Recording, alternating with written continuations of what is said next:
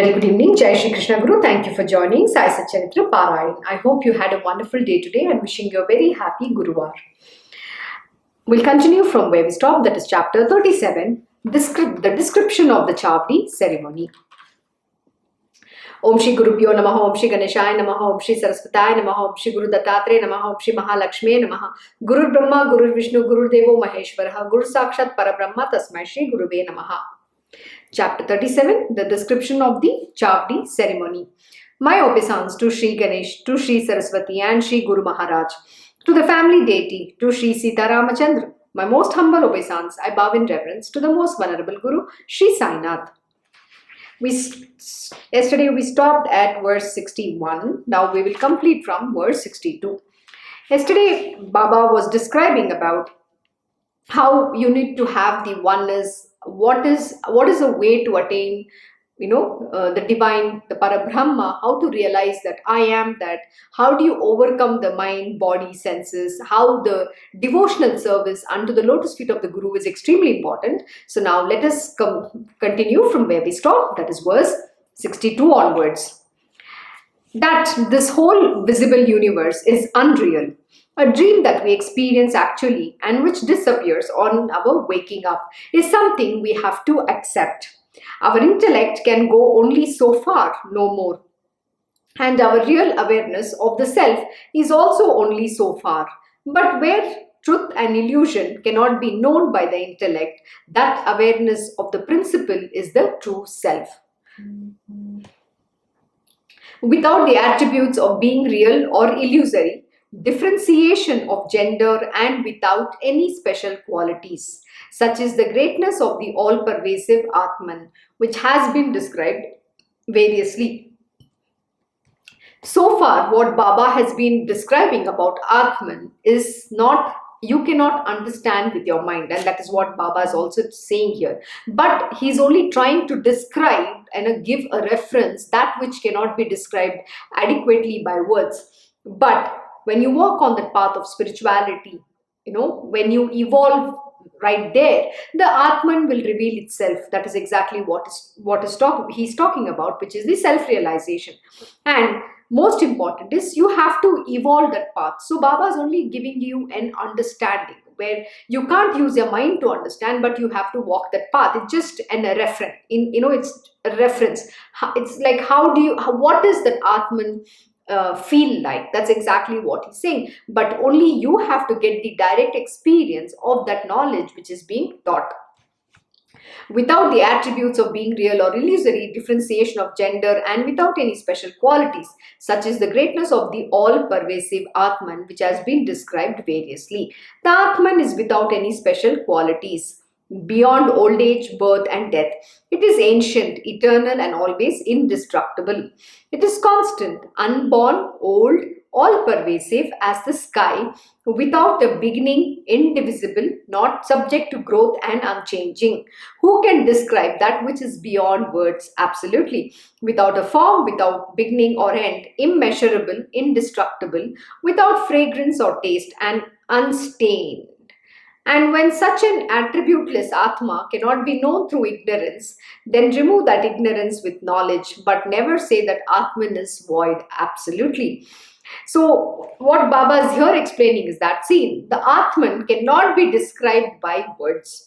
So he's saying, you just have to go ahead and understand what Atman is with the knowledge. So you have to first cut asunder the ignorance with a sword of knowledge, and then transcend beyond that knowledge to realize that Parabrahman.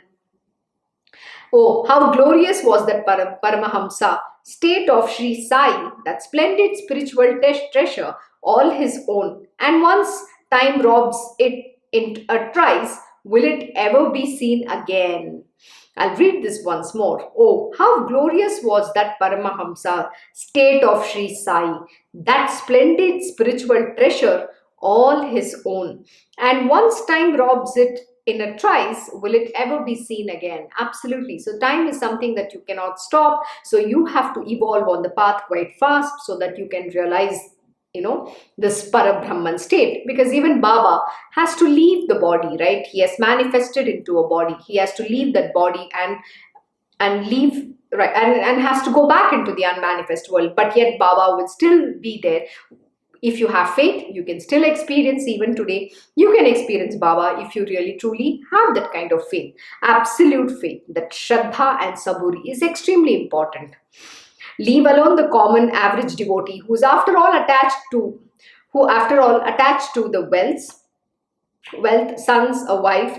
But even the yogi, for all their renunciation, came for his darshan and were absorbed at his lotus feet. See, it's very important here what is Baba saying. Leave alone the common average devotee who is after all attached to wealth, sons, and a wife. But even the yogis, for all their renunciation, came for his darshan and were absorbed at his lotus feet. So everybody would flock to see Baba. That was his power. He's like that magnet who draws, people to him. Blessed is that devotee in this whole world who is free from the bondage of desire and karma, who has overcome all desires and has detachment towards earthly possessions like houses, body, etc. In fact, I think we discussed at length yesterday about desires, how you have to overcome your desires, how you need to do that. It is extremely important. Again, I'm going to repeat this once again. You need to listen to my Krishna Guruji's Das Bodh Satsang, which happens every evening from 4:30 to 5:30. Everything is recorded and it is on Krishna Knows. Please go listen to it, because he's exactly doing these chapters on desirelessness, which Samarth Ramdas Maharaj has taught very beautifully in that satsang. So you need to go listen to what my Krishna Guruji is teaching, and then you'll understand how important it is to be desireless being. Desires and karma are the two main reasons why we get into this bondage, and we can never overcome this bodily existence. So he's saying, who has overcome all desires and has detachment towards earthly possessions like houses, body, etc., will only be able to attain the divinity. When Sai alone is the object for his sight, will he ever see anything else? In this whole visible world, he will not find a place which is without him. Absolutely. When your object is only the divine Almighty Lord, then you can see everything it is only him. In everything you will see him alone. You will not see anything else. That's exactly what my Guruji also said. The Guru is a tattva. You can find him anywhere in this world. It's not necessarily that he's confined in a body or in a certain place. No, he's all pervasive and he's everywhere. We actually did this in the previous chapter, in the earlier chapter, where we discussed about how Sai is the all pervasive being. So you need to have that faith to experience him in this entire universe and see him alone in everything. With Shri Sai's name on his lips and Shri Sai's love in his heart, he will enjoy peace and well-being forever, for Sai himself will protect him. And the same is true of listening. There is no other word for the ear but Sai. The nose is filled with Sai's fragrance and the sweet name of Sai oozes from the tongue. Oh, how marvelous was Sai's smiling face and the purest of all the pleasures that it brought. Blessed was the fortunate one who had actually heard his nectar-sweet words. A storehouse of all the weal, the source of joy and peace, with his renunciation and a discriminating knowledge of the real and the unreal. Sai Baba was always wakeful at heart. They're always wakeful. They don't sleep. It's not like you and me. I was just telling my Krishna Guruji, I feel somehow so tired. I just feel like sleeping. He's like, don't ever say that. In fact, this evening satsang, he was telling, people come and tell me, oh, I have a headache, I have a body pain, I am tired. Can you not say all these things? You have to go beyond this. Why are you paying attention so much to your body, mind, senses? What makes you feel you're tired? What have you achieved? How much have you studied? What exactly have you accomplished today that you are feeling tired? Who is feeling tired? It is all your mind. In fact, just last week we finished Devi Mahatmyam, exactly like what my Krishna Guruji mentioned. Yes, the Navratri is over. We will close the scripture, keep it again. Next month again we will invite. So what happened to all that demons? They are again back in you. The Mahisa is already back in you with inertia, lethargy, tamas. What is that going on? Overcome. It has to be every day's fight. It has to be every day that you have to fight and overcome. But when you're devoted to the divine, know that you will be able to easily achieve all of this. But self-effort is a must. That's what my Krishna Guruji says. Just because, this evening he gave a very beautiful discourse where he's teaching that just because you say I'm devoted to Lord Shri Krishna doesn't mean you can stop trying. And one of the most important lessons that he imparted is you have to strive for self-realization. It is a very important thing. Just because you're the devotee of the Lord doesn't mean you're exempted from that. You have to strive, you have to try really hard. That is the path. And that is what even Lord Shri Krishna also says. Yes, you can be devoted to me. I'm going to give you even everything when you're devoted to me. But as a body, you have to strive.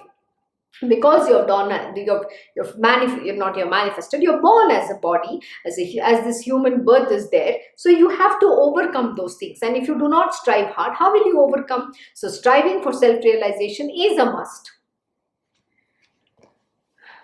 Even when satiated with the milk, a calf does not want to leave the mother and has to be tied away from her by a rope. In the same way, should this mind be fastened to the Guru's feet, drawn away from worldly pleasures. Absolutely. You should only be drawn to the lotus feet of your Guru, not towards the worldly pleasures. Worship the Guru's lotus feet to win his love and grace and to experience them at every step. Make a place in your heart for his beneficial advice and guidance. Most importantly, you should only worship the lotus feet of your Guru and win his love and grace. It's very important. Like I said, attaining this Parabrahman is very easy. Why?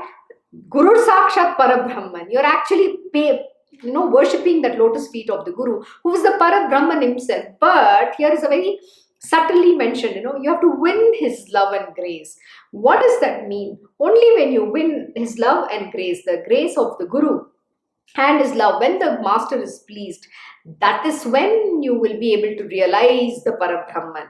Moksha Moolam Gurur Krupam. There are no other alternatives to that. But first you have to please your master. Is it so easy to please your master? Absolutely not. Because the master is going to test you to your limits. And if you keep failing in that, how is your Guru going to be pleased with you? Like my Krishna Guruji will say, between you and me, there's only one thing, and that's your mind. Overcome your mind, and then you have Krishna.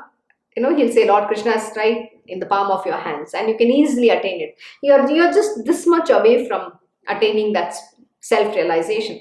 But what use is it, if you cannot overcome that mind? Yeah, I can be very short, but it's the effort. That is what the Guruji wants to see. If you cannot put that effort and evolve on the path, then there's no point. You still will become a mere ordinary human being. You're also like any other mere mortal in this world.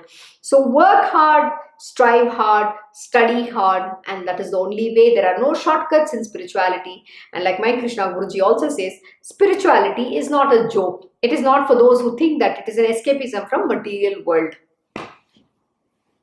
So coming back, and most important, you have to make a place in your heart for his beneficial advice and guidance. See, the Guruji is always going to teach you, guide you, advise you, and you have to make a place in your heart. If you cannot do that, then there is a problem, because you have to strive to continuously learning under him and keep evolving on the path as per his guidance. He is going to keep guiding you. So you have to walk that path. So don't use your mind and do something that he guides you or advises you not to do. And if you do without listening to him, then you're in trouble. While enjoying the pleasures of the senses to your satiety, keep Sai's love alive in your heart constantly, for that alone will be of help in the end, both in the material and spiritual matters too. See, it is very important, not just in the spiritual world that you have to take the name of the God, but even in the material world. When you just keep taking the name of the divine and doing your work, you will be able to do nishkama karma, which means selfless actions, where there is no karma accruing to it. Why? Because you're not letting, what is somebody telling about me, whether somebody is saying bad things about me, it doesn't matter. You're least bother. Why? You have to only care about your spiritual growth. It doesn't matter about what others people are doing. Let them go into gutters. How should it matter to you? So just focus on your spiritual being. Why are you looking at what others are doing or how they are behaving? Why should it even affect you? In fact, my Krishna Guruji this evening again was saying, why do you even get into quarrel with people? You should stay away from those. You don't have to quarrel with anybody. It's none of your business. Somebody wants to learn, somebody doesn't want to learn. Let them be ignorant. Why are you trying to give them an understanding that your Guruji is the Lord Almighty? Do you need to prove anything to anybody in this world? No, you don't have to. And this is the lesson. It doesn't enter. Sometimes I get extremely angry when somebody talks stupidly to my Krishna Guruji, or says something bad, or misbehaves, or has their misdemeanors, or don't disrespect, or cannot respect him. So when they disrespect him, it hurts me. I just get very angry, and at that time I just cannot take it, and I will learn to, I just want to give it back. But my Guruji will say, you know what, you think I'm incapable? When you consider me who I am, why are you actually going and fighting or trying to quarrel? It doesn't matter. Let them do whatever they want to, because they are ignorant being. They do not understand. This is what my Krishna Guruji teaches. He's a compassionate one. He's a compassionate mother who always has this, kindness, and he's very forgiving. He understands that these people are ignorant.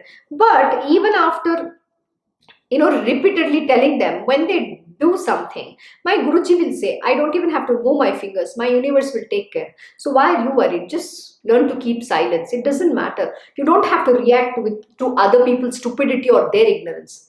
It's their fault, not yours. Why are you falling? When you go and say something, then you're also falling. Why do you want to get into karma with anybody? So this is what my Krishna Guruji teaches. And he says, you think they're not going to get the lesson? Of course, anybody who commits something, they will be taught in a very different manner. But he'll say, there's a very beautiful saying. He says that, Chakki peesti hai Bhagwan ke ghar mein, lekin bahut fine peesti hai. It means, yeah, the corn, you grind, the grains are being, the corn is grinding. It grinds very finely, but at the right time. It doesn't happen when you want. It's a way of saying that the lessons will come to everybody. No action goes without, getting that experience. You just cannot commit an action and we go scot-free. It doesn't work like that. Everybody has to learn their lessons, whether it is me or any other disciple, because till you don't experience, till you don't understand your mistakes, or if you have to get an understanding of the knowledge, you will have to get that experience. So my Guruji says, my universe will teach them at the appointed timing, and they will get this lesson. And even after that, they don't learn. The same lesson keeps repeating over and over again. This is the truth. While enjoying the pleasures of senses to your satiety, keep Sai's love alive in your heart constantly. For that alone will be of help in the end, both in the material and spiritual matters. With the collyrium of a mantrik who has command over mystic formulae, spells, etc., child born with his legs first can discover a buried treasure. Similarly, the eyes that are covered with the dust from a guru's feet acquire knowledge of spiritual and material thing. How beautiful. What's mentioned here? Similarly, the eyes that are covered with the dust from a guru's feet acquire knowledge of spiritual and material things. That means, what does it mean? When you have taken that load dust from your guru's feet and smeared on your forehead, and when your eyes is covered with that, that is the path how you acquire this knowledge of spiritual and material things. The right knowledge, the truth, that is what you will be able to acquire. You will get the right understanding, and with the Guru's grace, you will evolve on that path. There are no two ways about this.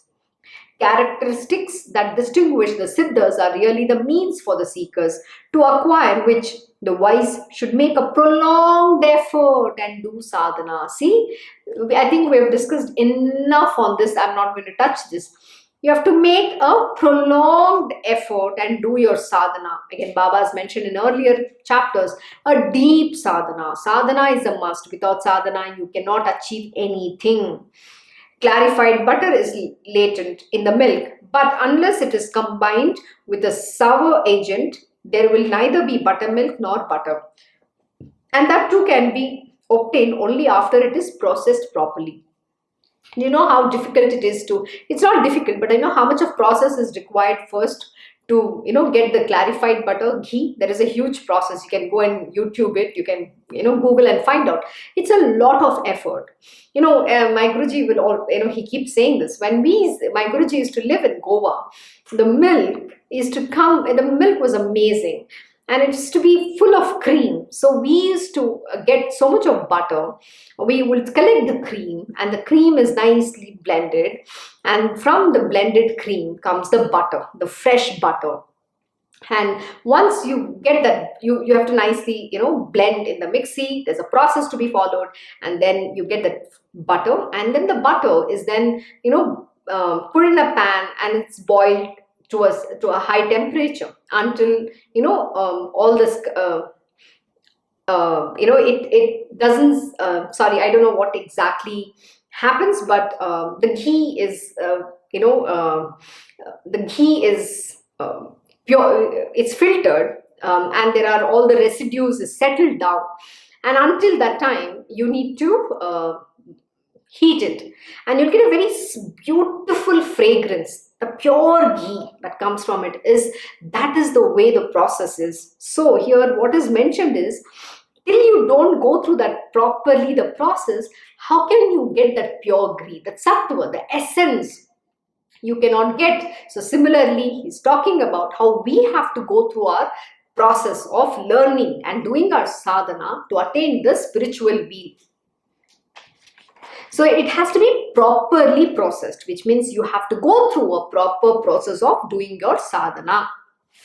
Unless the buttermilk is churned, butter cannot be had, and that again has to be heated on the fire without the heated on the fire without which the delicious clarified butter cannot be obtained. Absolutely. So the process is very important, and that too, you cannot overheat or underheat. You have to heat it perfectly, where all the residues get settled down, and the pure, the clarified butter is what was remaining on the top, and then you filter it, and then you cool it, and then you use it. How beautiful, how pure is it? So that is how it is obtained. Similarly is the spiritual attainment too. So once you go through the process, you're purified your heart, your mind, your surrender is complete, and once you have given up your mind, body, senses, overcome your desires, attachments, all that, then, even the knowledge that you learn, you have to chuck that knowledge and transcend beyond the three gunas. And finally, that, then is when you will attain that spiritual will. That experience is what you will get. And once you get that experience, then you're free from this material worldly bondage. You cut asunder the fear of death, birth, all that is gone. What is needed is the strength of the purificatory religious influences since birth, and also a discriminatory intellect cultivated by careful study. Without a deep sadhana, the purification of the mind does not come, without which knowledge is very difficult to gain. Oh my God, I think I've done this enough. I'm actually tired. My Guruji will say, of course, you think, you just do one day and you feel tired. He'll say, I'm repeating the same thing over and over and over again for the last 20 plus years. Any satsang of mine, what is that I'm saying different? There's nothing I'm saying, there's nothing new I'm teaching. I'm repeating the same old thing, yet you people don't understand. You need to make your mind understand this. You have to make it your life goal to become this, and then go ahead on the path. Otherwise, what use is this life? So here Baba is also saying it is not easy. So that is why he's repeatedly saying this. What is needed is the strength of the purificatory religious influences since birth, and also a discriminatory intellect cultivated by careful study. So you have to focus. What does careful study means? You have to have absolute focus, attention, and listening, not hearing. People just sit and hear because the mind is wandering. There are too many thoughts going on. Hita, hita, hita, hita. No. Ekagrat, single pointed devotion, you have to listen. When you listen, only then the knowledge will percolate. And then I keep saying this, right? You have to retrospect, you have to meditate, and you have to go in silence. And then the knowledge will go deeper. It will percolate down. So which is Shravan, Manan, and Nididhyasan. So without a deep sadhana, the purification of the mind does not come. See, how do you achieve the purification of mind? Deep sadhana. What does deep sadhana mean? That you have to follow a certain ritual. When I say rituals, you have to follow certain practice, whichever your Guruji has ordained you. Every single day you have to study. You can't say that I don't need to know the knowledge. No, knowledge is a must, which is what is studied. By careful study. So you have to study. You have to make effort. Every single day you have to study. And if you don't study, then you can't evolve. Without a deep sadhana, then comes next deep sadhana. What does deep sadhana mean? Why is the word deep? Deep is because You can't just do it at a very surface level. Oh, I'll only do this much because why, my body is hurting, or my mind is, I have a headache, I can't study so much. You can't say all that. You have to put a lot of effort, extraordinary effort. Deep sadhana is very important. The purification of the mind does not come, without which knowledge is very difficult to attain. That is what is meaning here, which means please go do your sadhana, deep sadhana. Don't forget this word. Even if I wake you up in the middle of the night, and you must remember deep sadhana, arduous effort, extraordinary effort, make sure, not just remembering, to really practice it. Only when the mind is purified can the true self be realized. Hence, the seeker should never give up devotion to God until he has attained to that state of self realization. To raise the temple of self knowledge with its shining pinnacle of the four muktis and the banner of renunciation flying high, the foundation of God devotion has to be laid firmly at first. What is he saying? To raise the temple of self-knowledge. What does it raise the temple means? That is all, everything within. How do you raise yourself with the understanding of the self-knowledge, with the shining pinnacle of the four muktis and the banner of renunciation flying high? What does renunciation mean? You have to renunciate. You have to renounce all that you are attached to, family, job, money, lust, greed, you name it. They're endless. And not just that, all the attachments, desires, most important. Actually, what are we talking about since yesterday, 2 days? We're only talking about desires. Most important. You have to renunciate, you have to renounce, and you have to give up your desires.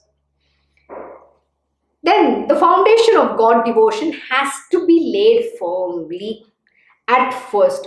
Most important, the foundation of God devotion, the devotion to the God has to be absolute. And then the devotion to the Guru. Guru is the doorway to God. Please know that. Guru Sakshat Parabrahma. Absolute faith in the Guru. Not 99.99%. It is 100%. So, coming back, dogs and pigs roll in the mire day and night, feeding on the excrement. They also enjoy sensual pleasures. But are these of importance even on getting a human birth? A very good question. See, these animals are enjoying on the mire. But are these important on getting a human birth? Why are you being like a dog or a pig? That is exactly what Baba is saying here. He's saying, why are you becoming like a dog and a pig, enjoying in that material worldly mire? Get out of that. Even after attaining the human birth, see, the human birth is so difficult to get. And once you have the human birth, instead of using it to attain your spiritual weal, you're using it for attaining all the sensual pleasures. Why are you doing that? That is what Baba is saying here. It is the penance of observance of one's own duty which purifies the mind and results in the attainment of Brahman, which one has to perform while yet in the human body. It is the penance of observance of one's own duty. Oh my God, this is a very important line, okay? Very important lesson which Baba is saying. What does the penance of observance of one's own duty mean? My Guruji in Bhagavad Gita has taught this very beautifully. He has given a very lengthy explanation, not just in Bhagavad Gita lessons, but also from Uddhav Gita. Lord Shri Krishna says that performing one's own duty, even if does not give you any benefit or money, is considered to be merit than performing somebody else's duty and excelling in that where you get more money and everything. What does that mean? If your father is a farmer or your ancestors are farmer, you should also continue farming. Why are you going and taking an IT job and going into the corporate world, though you're making more money and all that? But please know that you're earning demerit. You're actually accruing karma. You're getting into sin. So why are you doing that? So you have to follow the duty which will earn you merit. It is very clear. It is that penance of observance of one's own duty. So whatever your body has been born for, the swadharma is what you have to do. Whether it means that you're not going to make any money in that, you might incur losses, all that is perfectly fine. But if you go out of that duty and do something else, you're actually incurring sins, which purifies the mind And this is one of the ways of purifying your mind. When you're doing your swadharma, when you're doing your duty, born of your inherent nature, born from the family where you come, your lineage, you're following the roots, and then your mind is purified. That itself is a sadhana and results in the attainment of Brahman. Can you believe this? See, which one has to perform while yet in the human body? Which one has to perform while yet in the human body? While having this, when donned this body, when you're born through this body, you will still have to perform that. There are no two ways about it. There's no escapism from duties. Material worldly duties is a must, because you're born in a body, you have to do certain tasks. There are certain duties associated with this body. So it is very important to focus, but don't go out of that duty. And if you do that, then you incur sin. That is exactly what Baba is teaching here. The words of the revered old people, that service to the sadhu is the abode of emancipation, while excessive enjoyment of woman's company, lust is the gateway to hell, are always worth pondering over. What is it saying? Lust, please know that it is said that the word of revered old people, they say, right, you have to do service to the saints and the sages. That will bring you emancipation. That is the abode of emancipation. That is absolutely true. But if you want to have excessive enjoyment of women's company, and then it's completely, you're getting into lust, and lust is a doorway to hell. Please remember that. That is what is saying. Why are you getting lost? And this is a lesson worth pondering. Means you have to contemplate, you have to cogitate. Why is this being said? What are the repercussions? And then you have to go deeper in that. That understanding has to come to you. It's not just mere reading will help you. Just listening to my explanation. Till you do not experience, till you don't ponder, and till you don't understand it yourself, then you will never get out of this. Blessed is that sadhu who always conducts himself righteously and content with food enough to sustain the body, has no desire for a house, family, etc. Wow, this is very powerful. Blessed is that sadhu who always conducts himself righteously and content with food enough to sustain the body, has no desire for house, family, etc. I can only talk about my Krishna Guruji. He always eats that much is required for his body just to sustain. He always teaches us that. He says, I don't need to indulge just because I like. He will never take a second serving. I've never seen in the 12 years of my journey with my master, never once will he take a second serving, even if it is eating anywhere else. No matter how, you can bring a pakwan and keep in front. Pakwan means all this the most delicious food. You can bring all the delicacies, you can have a chappan bhog in front of him, but what is served in his plate, that alone he will eat. And that to not over, just because he's taking one serving doesn't mean he'll take everything that he likes in more quantity. Never.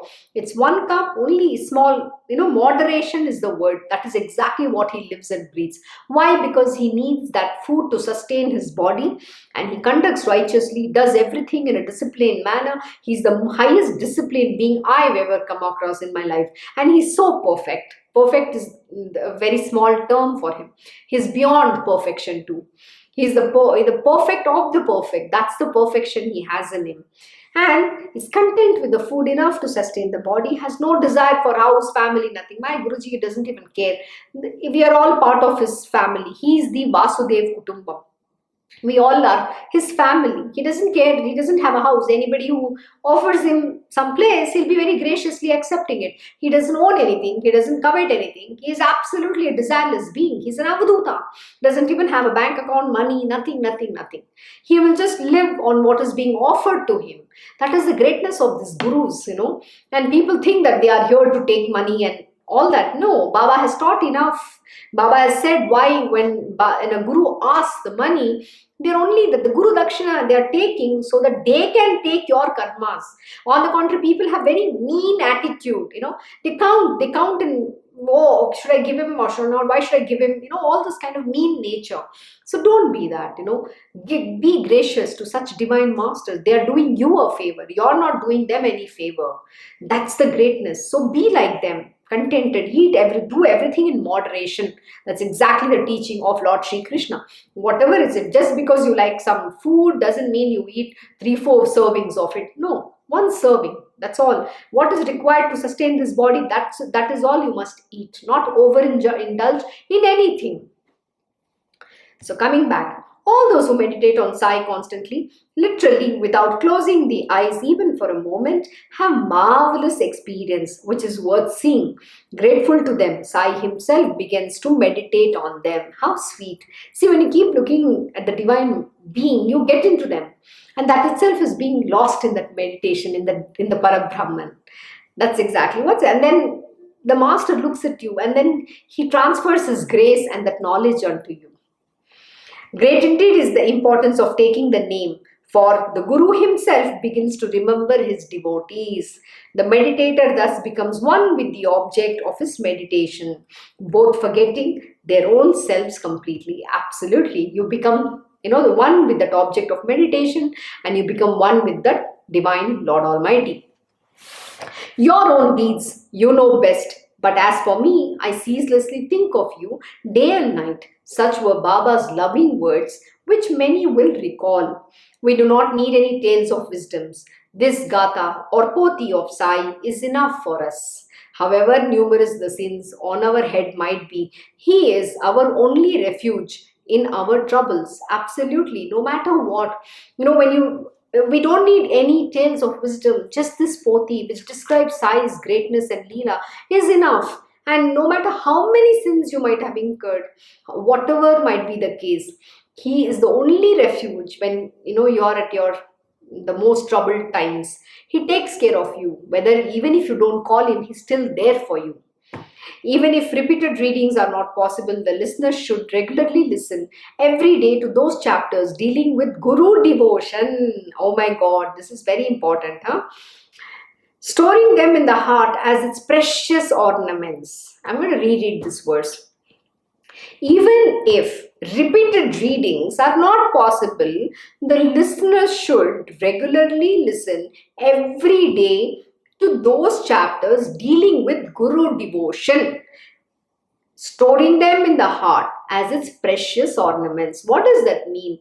See, the mind has a very deceitful nature to forget things, and it will only keep those things in the memory that which it wants to keep. That's how the mind is. The mind has its own mind too, and it has its own nature. So why should you or every day learn or read the chapters or listen to the chapters with Guru devotion? Because that is the only way to attain the Lord, the divine Lord Almighty, the God. Because Guru devotion to the Guru is when you will be able to experience God, not otherwise. Like Lord Shri Krishna has said, I touch the feet of those devotees who have surrendered unto the feet of their Guru. That is exactly what Lord Shri Krishna says, because I am the very self of these great masters who have come to impart that knowledge. So there is no difference between the Guru and Lord Shri Krishna. And Lord Shri Krishna has said this n number of times. So do not forget that. So when you keep listening about or learning about the Guru devotion, that will embed in you. And so that you can also practice that. You'll make that as a part of your life. That is why it is very important to understand how the devotion should be evolving in you. Otherwise, you cannot go anywhere. He who reads this life daily, at any time of the day, such a faithful devotee will most certainly be visited by Sri Hari along with his own Guru Maharaj. See, Lord Sri Hari will anyway visit you along with his own Guru Maharaj. So don't ever forget, even for a moment, to keep studying about the Guru devotion. It's very important. Lakshmi, the goddess of wealth, will always dwell in the house of those who will read it without failing. See here, Lakshmi, the goddess of wealth, will always dwell in the house of those who will read it without fail. or at least the poverty of those who complete its reading in a week will be banished. Such are the benefits. But don't read it with this motivation that, oh, I'm going to get something. No, never do that. You're only going to read this because you want to learn, you want to experience the sweetness, how to be devoted. You're learning. That is only sole purpose and that intention why you're reading the Pothi. Not because it has certain benefits, but if your motivation is that I'm going to get some benefits and then you're reading, then this knowledge will never have any value for you, or neither will be, because you have a hidden agenda. You don't do anything with a hidden agenda. You do only with pure love and devotion. That is all. So, do not think that I am saying this, for then your mind will be clouded with doubts. It is Sai who himself saying this through my mouth. Hence, give up all your doubts and misgivings. And it is through the story of this Sai, who is the mine of all excellence and the giver of moksha to his devotees, that the listeners should now listen, for his stories wash away the sins of this Kali Yuga. Oh, how can the poor heavenly pleasures hold their own against such stories of the saints? And who would even glance at them, ignoring that the instantly rewarding narration of these interesting tales? Pleasure and pain are states of mind, and the company of saints always takes us beyond these, making the mind one with the divine consciousness, which has no place for joy or sorrow. How beautiful! Pleasure and pain are the states of mind, absolutely. Whatever you experience, whether it is happy, sad, everything is a state of mind. So don't get it. Whatever your mind is telling you, oh, you're tired, you feel nice about something, you hate something, everything is a state of mind. Don't pay attention to it. And the company of the saints always takes us beyond these. So when you have the holy company of the great masters, they will help you transcend the pairs of opposites, making the mind one with the divine consciousness, which has no place for joy or sorrow. So what you will experience is a blissful state of, where you will find the equanimity of mind and have equipoise, the calmness where there is no reaction happening. The joy that a man of detachment derives from solitude, or a devotee from his devotion, is one that even Lord Indra or an emperor can never enjoy to the end of time. Please know this very, very well. The joy that a man of detachment derives from solitude, or a devotee from his devotion, is one that even Lord Indra or an emperor can never enjoy to the end of time. Why? Because they are all attached. They are attached and they don't have any devotion. So these are very important. Now do you understand why Lord Shri Krishna says, and it is also mentioned here, that the human birth is the highest form of birth that you can ever get. And having this human birth, don't get carried away in the lust, greed and worldly enjoyments. So when you have detachment and when you have devotion, that is the state to be in, and that is when you can attain the divine. And even Lord Indra cannot attain anything till the end of the time. This is what Baba is mentioning here. So pleasure and pain resulting from the prarabdha karma of the past births is very powerful, and a man is destined to act accordingly to his karma. But even though these preordained actions can be easily and effortlessly avoided by a devotee. Wow, that's very powerful. So what is Baba saying here? See, pleasure and pain resulting from the prarabdha karma of the past birth is very powerful. So what happens is, whatever that you experience, some are favorable events in your life, some are unfavorable events in your life. But whatever that you go through and whatever that happens to you is only because of your prarabdha karma, the good and the bad that you have to experience. And it is very powerful because you feel it very real. And a man is destined to act according to his karma. Whether we like it or not, we will have to be going through performing actions based on our prarabdha karma. So man is going to act accordingly to his prarabdha karma, and there is no choice with that. But what happens is, when you're devoted to the Guru, then everything gets cushioned. But even these preordained actions can be easily overcome, effortlessly avoided by the devotee. How does it happen? When you surrendered unto the lotus feet of your guru, and that he, very nicely removes that off. Like at this moment in time, I'm not exactly going to relate a story with my Guruji, which is in this context, but I'm just saying, one of his disciples, their desire, not the desire, or all the worry was that their daughter should get married. My Guruji said everything will be fine, but that fear, as a parent, is always going to be there.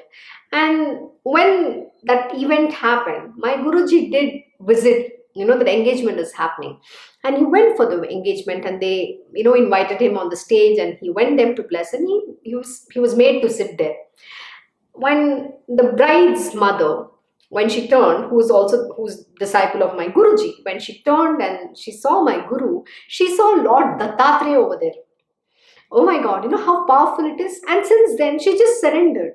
See, this is the devotion we are talking about, even that much of devotion. And she literally surrendered to him.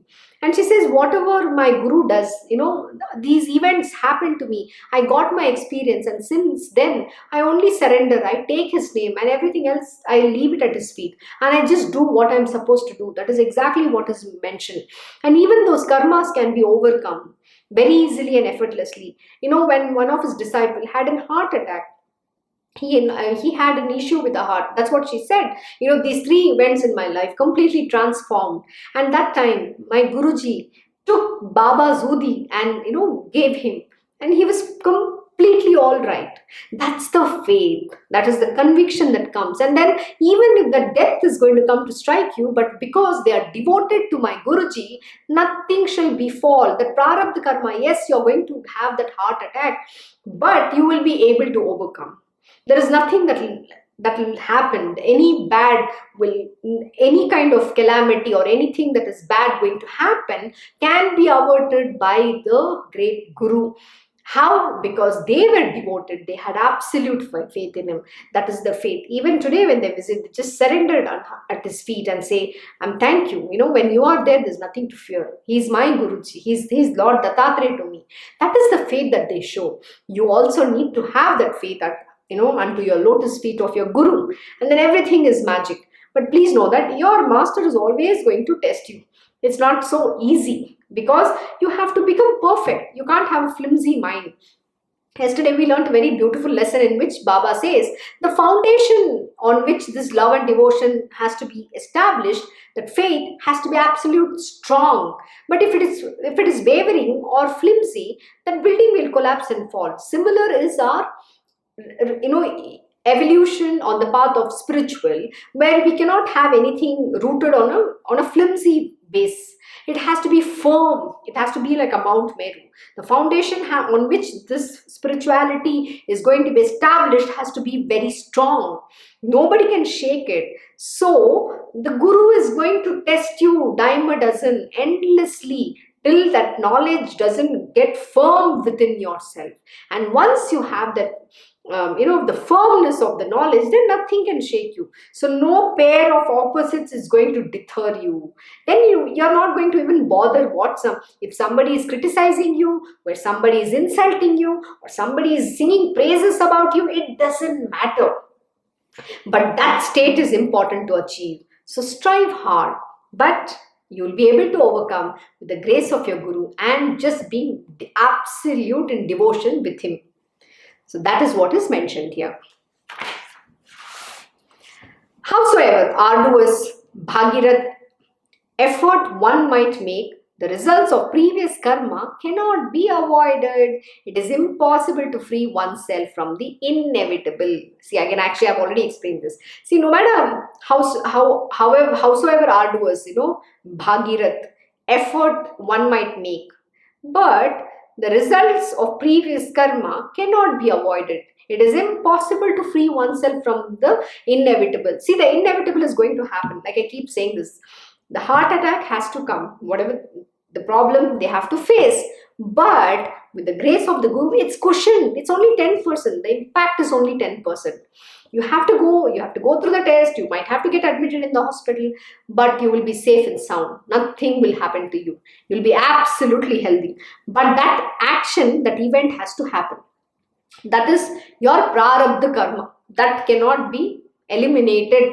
That is inevitable. It is bound to happen. Example, this body's mother's finger has to be cut.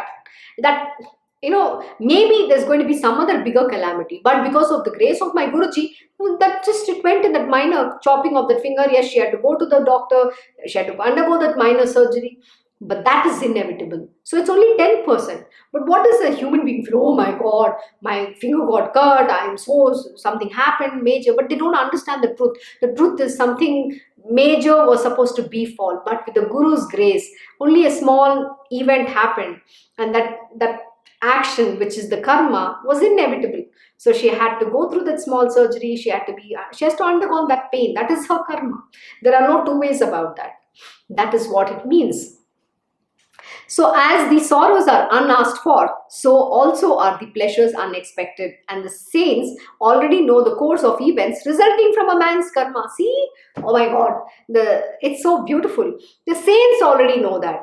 Like the gurus are already having the knowledge of what is going to befall. So then, in order to avert that, or to lessen the impact, they will instruct you. And we are so stupid. Our mind, we give into our mind self-conceit, deceit, and never wanting to listen to the guru's instruction.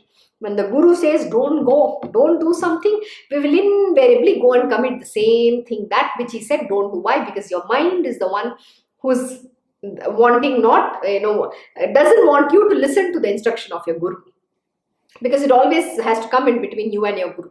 Please remember that. But never do that. When your guru says don't do this, please don't do it. I'm telling you, I've learned it the hard way, and it is only by the grace of my Guruji he has been able to help me overcome many things in life. Even when I have failed him, he has lifted me up, given me his hand held me, and risen me above. That is the greatness of my Guruji. And the saints already know the course of events resulting from a man's karma. Ceaseless, repeated chanting of your name is in itself a vow, a penance, a charity for us. A visit to Shirdi from time to time is itself our pilgrimage. Chanting the name of Sai is our mantra, accompanying religious performances. This is itself our meditation. This our Purush Charan. Therefore, surrender to him single-mindedly. What does all this means? Dhyana Moolam Gurur Murti, Puja Moolam Gurur Padam, Mantra Moolam Gurur Bhakyam, Moksha Moolam Gurur Krupam. I've explained this enough. This is all you have to do. Try worshipping him with wholeheartedly attention and a guileless love, and then experience inwardly his marvelous Leela. So what does it say? Surrender to him single-mindedly. Try worshipping him with wholehearted attention and a guileless love. Guileless means what? It is like a child. The child just loves everybody. The child will play with everyone. It doesn't know who is who. If you just give him a chocolate and call him, he'll go with anybody. So that is the guileless heart. It's a very innocent heart. It doesn't know anything. It doesn't say, oh, somebody's giving me chocolate, so I have to go. No, the child is like that, full of innocence. So go, and a guileless love, and then experience inwardly his marvelous Leela. What is it meaning here? Inwardly. It is not outside. So that is why we say to each his own. Every experience that you go through or you experience in your journey on the path of spiritual are your own. So whatever I share, it's just an inference, or I'm just sharing what I experience, but that doesn't mean that is exactly what you'll experience. So you have to go through your journey, because you cannot correlate to my experience. I might just say the reason why we share an experience or the leelas over here is so that you can have that faith in the divine. You should develop that strong, unflinching faith in the divine master. That is why these leelas are meant to be, so that you attain the guru devotion. And that is why Baba mentioned that you have to go and study again and again, at least every single day, about guru devotion. That reminds me, we will do someday the beautiful text called Guru Charitra. And in that you will understand what it means to be devoted to the Guru. Even in this, Baba has explained endlessly. But again, that is again, that's a very beautiful scripture. So let us do, that's also stories, everything about Lord Dattatreya's different avatars, Lord, that is Narsim Saraswati and Shripad Shri Vallabh. So we'll read beautiful stories about how the Guru Bhakti um, has to be performed. And not just that, the Guru Seva, how should the students be, how should the disciples be with the master. It's a very, very important lessons that we need to understand. Similarly, here it is mentioned, so you have to experience, go inwardly, and then you will experience that marvelous Leela within yourself, in your heart, when you have the guileless love for your divine, for your master. But now, enough of this tedious, monotonous description. I was also waiting when these descriptions will get over, but not really, because this is very important. These are profound truth. Every verse in this was so profound. I hope you have learned something from this. Like a cane crushing machine, we want jaggery instantly. All are eager to listen to the previously mentioned fascinating story. Knowing well this feeling of the audience, I shall now curtail the expanse of this story to retain their interest and attention in the wonderful tale that I shall now narrate. I, a poor, dull-witted creature, do not even have the skill for composing verses. What I write is only what Sai gets written from me, holding my pen in his own hand. Had not Sai given me the intelligence, who was I to write his story? Absolutely. He is himself the narrator of his own story, and he is also getting it written. But now let us continue with the story about the Chavadi, Handi, and the Prasad, which I had promised to tell. Listen carefully to the narration, and any other stories that come to mind in connection with it will also be narrated. Listen to them attentively. Blessed is the marvel of Sai's stories. Blessed is their impact on hearing them. By contemplating on them, our inborn good qualities manifest themselves, and our righteous feelings swell at Sai's feet. So now we need to be beginning with a new chapter, sorry, the stories, but I don't want to start right now. We are just 4 minutes more. If I start, I can't continue. I rather start this tomorrow. So we will stop here. I hope you enjoyed today's lessons. I know for the last 3 days it's been a little stretch, but it is very important. You should go and contemplate. You need to understand the significance of every words that Baba has explained. It is a very, very, very important lesson. And even if you can get a little bit out of that, take that little essence and practice, it makes a long it's a very beautiful journey, and from that will come a long, you will go a long way from that. So with this, we'll stop here now and we'll continue tomorrow. I wish you all a very happy good evening. Thank you for joining Sai Satcharita Parayan.